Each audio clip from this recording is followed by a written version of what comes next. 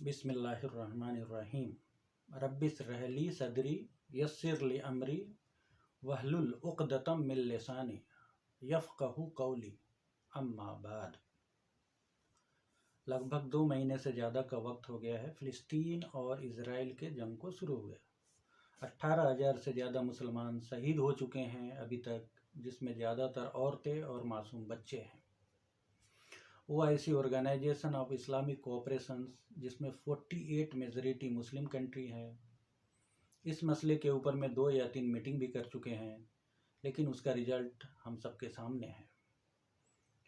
इस उम्मत के साथ ये कत्लेआम का कोई पहला वाक़या नहीं है। कुछ दिन पहले इसी तरह का कत्लेआम रोहिंग्या मुसलमानों के साथ भी हुआ था। उससे कुछ दिन पहले यूरोप के एक छोटे से कंट्री बोस्निया एंड हर्ज़ेगोविना में भी इसी तरह का मामला पेश आया था।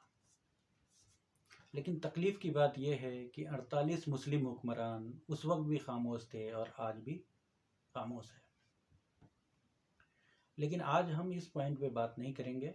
आज इसकी असली वजह यानी रूट कॉज को कुरान से समझेंगे। सूरा आले इमरान आयत नंबर 105। वला तकूनु कल्लज़ीना तफ़क्करू वख्तलफ़ू मिन बाद मा जाअहुमुल बय्यिनात व उलाइका लहुम अज़ाबुन अज़ीम। उन लोगों की तरह मत हो जाओ जो फ़िरक़ों में बट गए और आपस में इख्तिलाफ़ करने लगे, जबकि उनके पास वाज़ेह हुक्म आ गए। और ये वही लोग हैं जिनके ऊपर है अल्लाह का बहुत बड़ा अजाब। तो क्या ये उम्मत किसी बड़े अजाब में मुब्तला हो गया है? कम से कम कुरान तो यही कह रहा है, और हालात भी इसी तरफ इशारा कर रहे हैं। वजह साफ़ है, हमने अल्लाह के दीन को लगभग 1400 साल पहले हमें मिला था, उसको ख़त्म कर दिया है और उसकी जगह अपने आप को फ़िरक़ों में बांट लिया है। और यही वजह है कि इस जंग में भी सारे मुस्लिम कंट्री फ़िरक़ों के हिसाब से अपना नफ़ा व नुकसान का कैलकुलेशन कर रहे हैं।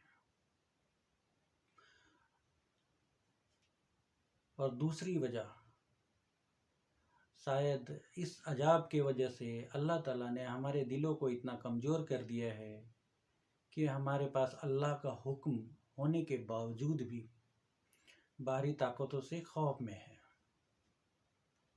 इसके बारे में कई सारे और अहादीस भी है, अहसन अहादीस भी है, लेकिन मैं उसको बयान नहीं करूँगा वरना ये लेक्चर लंबा हो जाएगा।